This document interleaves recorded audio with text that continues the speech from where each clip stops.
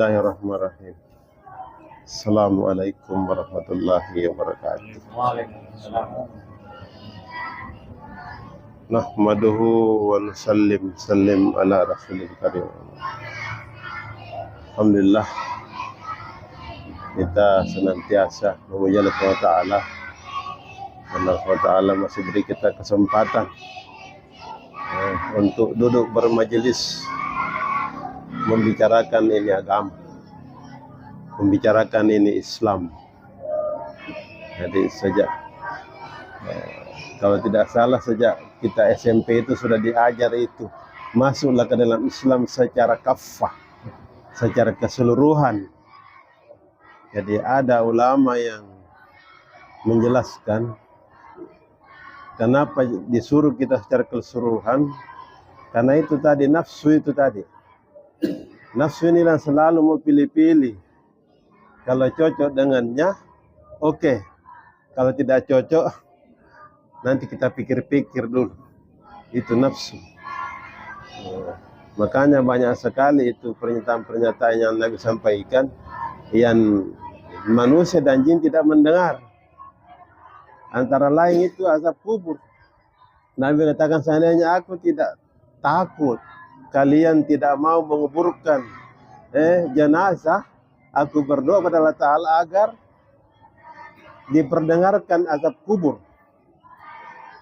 kepada kalian. Karena sesungguhnya azab kubur itu ada. Hanya dua golongan yang tidak mendengar. Siapa dia? Jin dan manusia. Semua makhluk dengar yang di sekitarnya. Sama dengan hari Jumat. Semua makhluk takut kalau hari Jumat. Jangan-jangan hari ini sudah kiamat. Tapi dua yang tidak takut.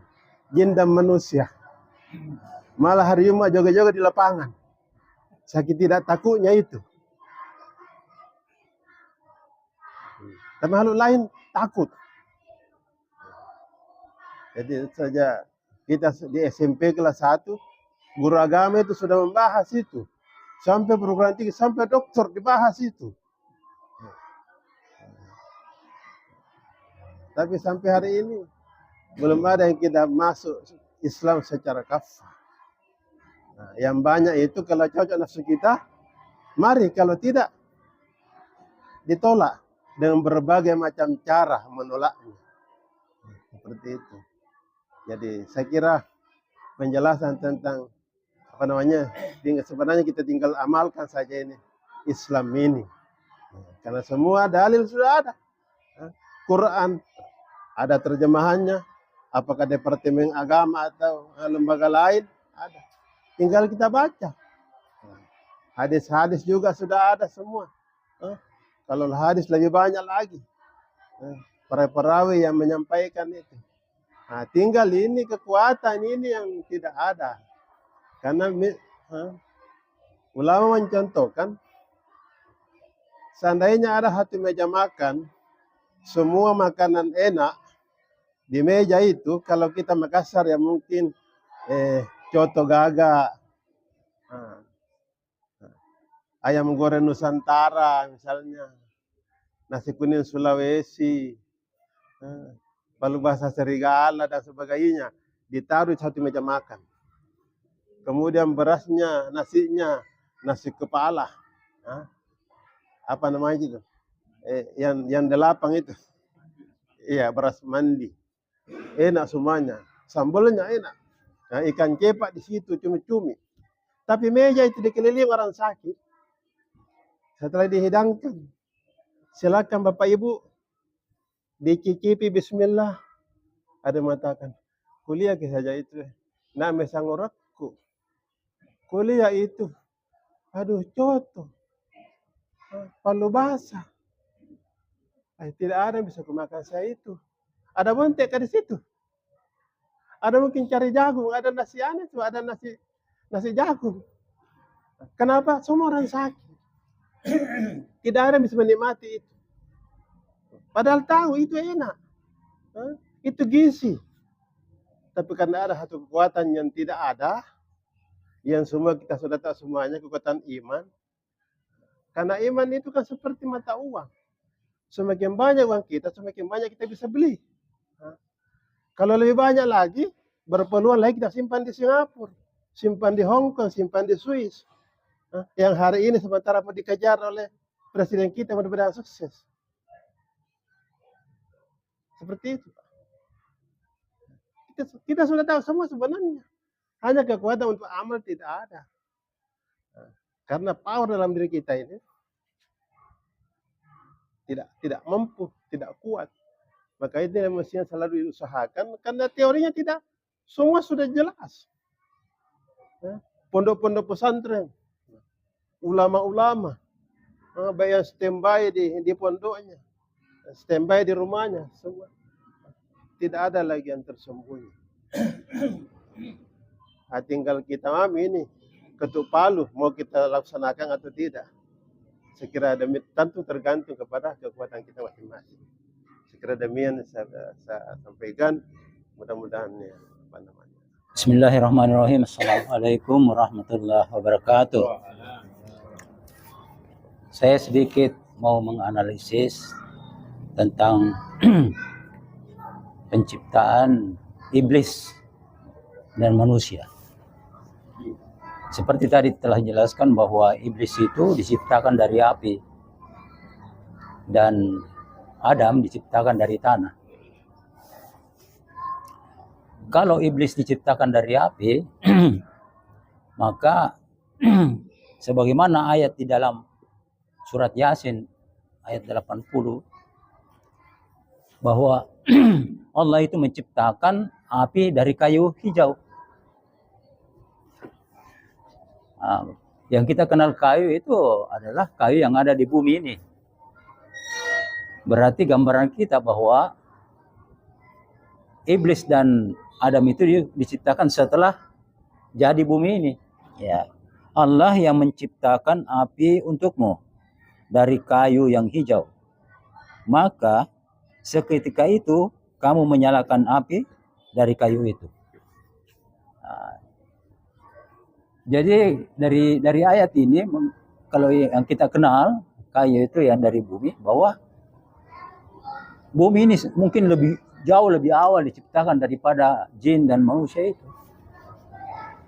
Nah, ini artinya kalau kita baca ayat menerangkan ayat ya, susunannya begitu. Tapi dulu juga saya tidak paham apakah yang mana dulu, apakah bumi dulu, ada juga yang pernah mengatakan bahwa Adam diciptakan itu sesudah diciptakan melanggar sesuatu baru dibawa ke bumi. Nah, mungkin ada yang pemikiran lain ya, mungkin ada ayat yang ditangkap yang lain dari teman-teman. Yang jelas yang di sini yang saya baca ini dari surat Yasin, pengertiannya begitu menurut saya, bahwa iblis dan Adam itu diciptakan sesudah bumi ini jadi. Sekian, assalamualaikum warahmatullahi wabarakatuh. Bismillahirrahmanirrahim. Assalamualaikum warahmatullahi wabarakatuh. Alhamdulillah, wassalatu wassalamu ala rasulillah. Jadi pertama-tama terima kasih atas kesempatan yang diberikan. Kemudian yang ingin kami tanyakan yaitu terkait tentang ayat udhulu fisilmi kaffah, bahwasanya Allah Subhanahu wa taala menyuruh kita masuk Islam secara kaffah. Ini tentang kaffah ini ya banyak mungkin ada perbedaan pendapat. Ya, sebagian dari kita ada yang mengatakan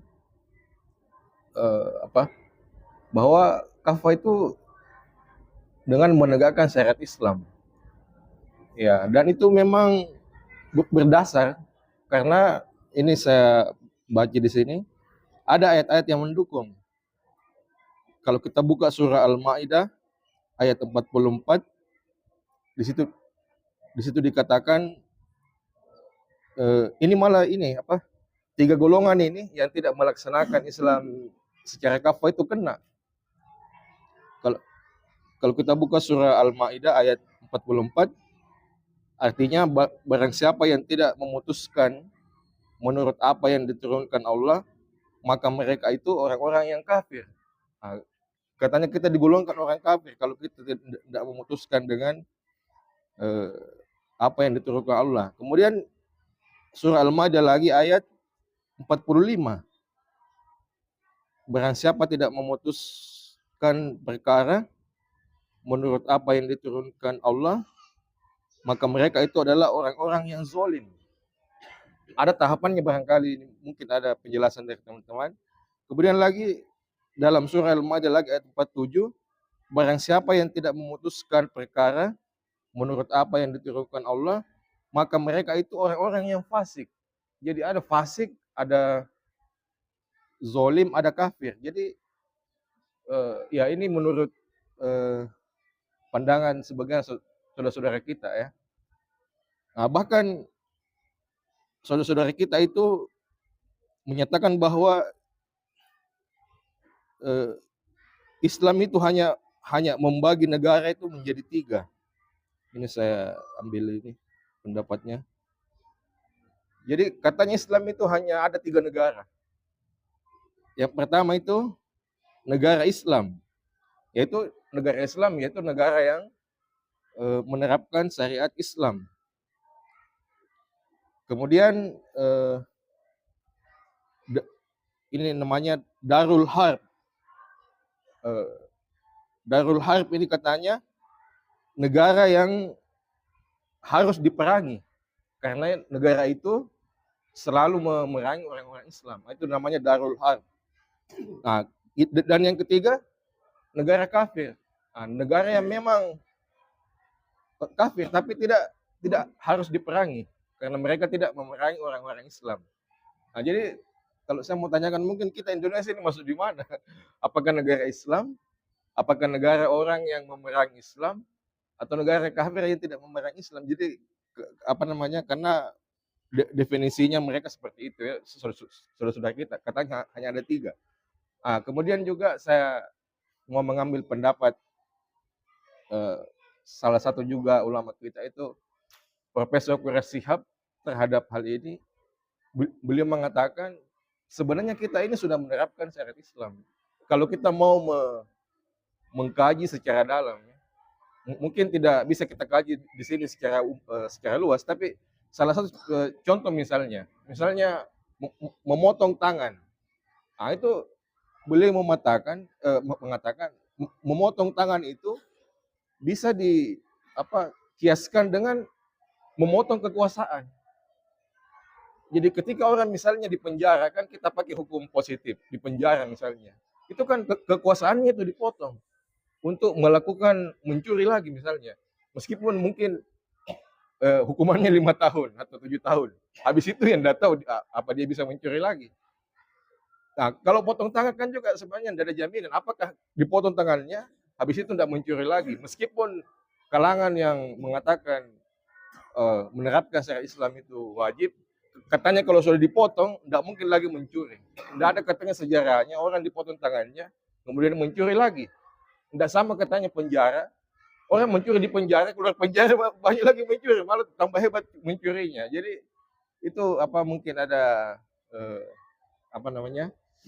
tambahan dari teman-teman, karena itu yang saya dengar. Jadi ada memang perbedaan pendapat dan mungkin ada tambahan atau solusi. Ya demikian, wassalamualaikum warahmatullahi wabarakatuh.